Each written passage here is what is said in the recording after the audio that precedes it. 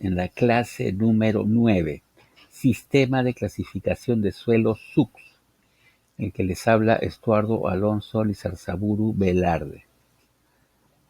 En este caso, el sistema de clasificación de SUCS ha sido pues diseñado en 1942 por Arthur Casagrande, quien ideó este sistema genérico de clasificación de suelos, y este fue empleado por el Cuerpo de Ingenieros del Ejército de los Estados Unidos para la construcción de pistas de aterrizaje durante la Segunda Guerra Mundial. 10 años más tarde, y en vista a la gran utilidad de ese sistema en ingeniería civil, fue ligeramente modificado por el Bureau of Reclamation, naciendo el Sistema Unificado de Clasificación de Suelos, el SUCS. Este sistema fue adoptado por la ASTM como parte de sus métodos normalizados. Acá podemos visualizar pues a Arthur Casagrande, un discípulo de Terzai. La clasificación unificada de suelos, SUCS, es un sistema concebido para permitir la identificación de los suelos en el terreno.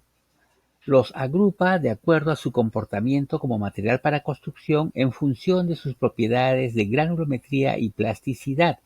El primer paso para clasificar el suelo consiste en identificar si es altamente orgánico o no. De serlo, se anota las principales características como textura, olor, etc., y se identifica plenamente como turba. Y si no lo es, se continúa el proceso con ayuda de pruebas de laboratorio, indicando si el suelo es grueso o el suelo es fino. Bueno, acá en esta imagen podemos ver, pues nosotros, acá en el Perú, ¿no?, la montaña de los 12 colores. Esta es la montaña muy interesante que hay en el Cusco. Entonces, para clasificar el suelo, ahora utilizamos prefijos. Por ejemplo, tenemos el prefijo G, que significa grava, ¿no? Y puede estar acompañado del sufijo, después del prefijo, W, que W corresponde a bien graduado. Entonces, si nosotros utilizamos GW, estamos hablando de una grava bien graduada. Tenemos arena, que es con el prefijo la letra S, limo, la letra M, arcilla, la letra C, orgánico, la letra O, y turba, P sub T. Y todos ellos puede generarse pues unas combinaciones acá, ¿cómo se llama? Interesantes, ¿no? Con los subfijos. Bien graduado, pobremente graduado, limoso, arcilloso. Si tiene un límite líquido mayor que 50, un límite líquido bajo menor que 50. Entonces ahí están los correspondientes sufijos y se puede hacer la combinación de los nombres. Entonces aparece pues así, ¿no? El GW, GP, GM, GC, SW, SP, SM, SC, etcétera. Por ejemplo, GW, GP, GM y GC corresponden pues a las gravas, ¿no? Acá está, ¿no? Corresponden a las gravas. Las arenas están pues metidas acá. Todo lo que es SW, SP, SM, SC. En cuanto a los limos, tenemos que ML, MH. En cuanto a las arcillas, podrían ser CL, CH, suelos orgánicos, OL, OH, y así sucesivamente.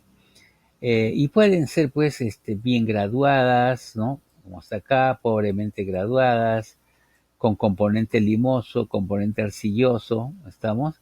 En función, pues, que si es que de pronto vamos a tener características como estas, ¿no? Que son limpias, si los finos son menores que 5%, con finos, para unos finos mayores que 12%. ¿Cuáles son los finos?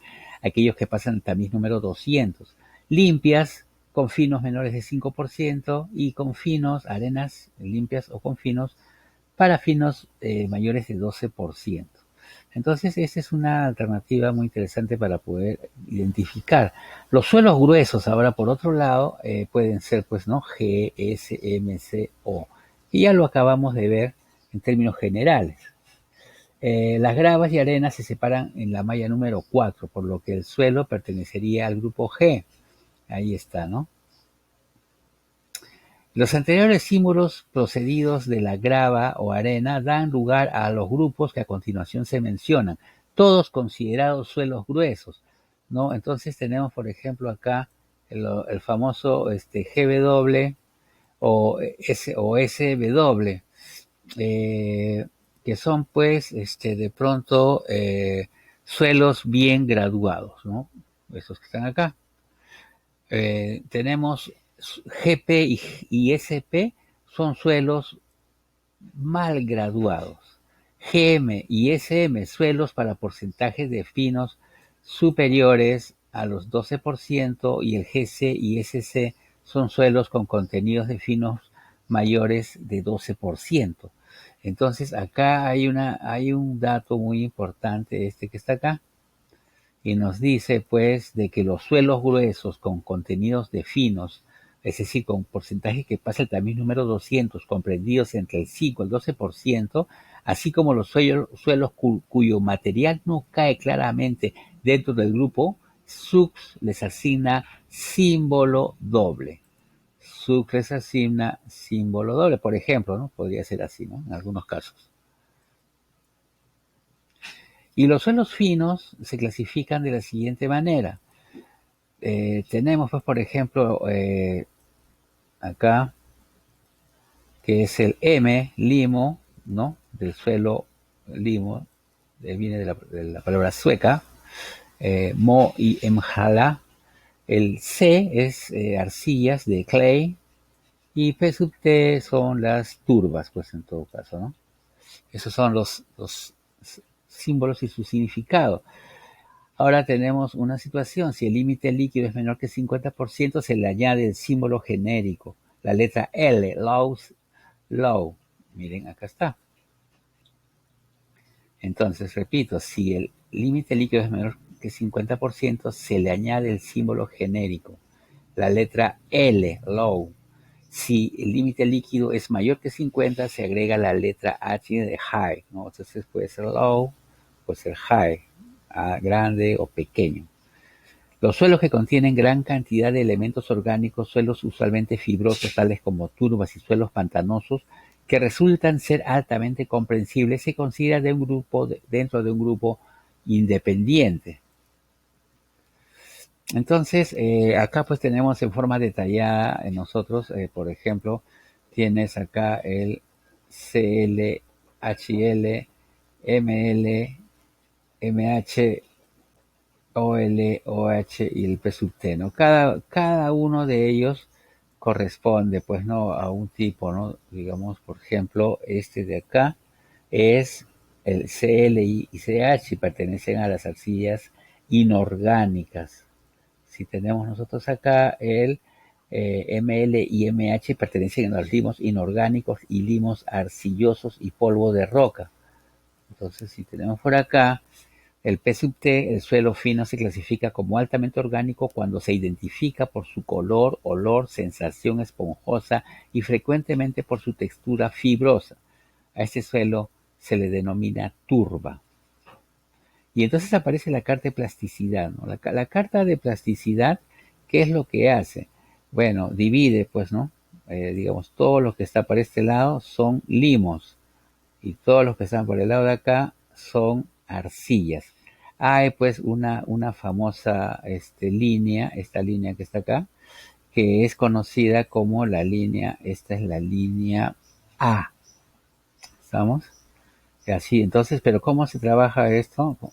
Bueno, en función pues del límite líquido y en función al índice de plasticidad. Con esos dos datos que lo voy a obtener en el laboratorio, intersecto la coordenada, y ahí voy a ver si estoy trabajando entre arcillas o entre limos. Acuérdense que este es para suelos finos. Pero está la línea B también. Esta línea B nos va a señalar de acá, esta línea hacia la derecha son de alta compresibilidad, y de esta línea hacia la izquierda son de baja compresibilidad, ¿no? La misma. Entonces vamos a tener estas dos líneas. Esta línea U es el borde, ¿no? Es, digamos, esta línea de acá, esta línea, es el borde, el límite, ¿no? Los suelos generalmente están en todas estas zonas de acá, en esta parte, por acá, acá, pero digamos, acá no, generalmente no hay suelos, no hay características de un suelo que esté presente en esa parte, ¿no? Así más o menos funciona.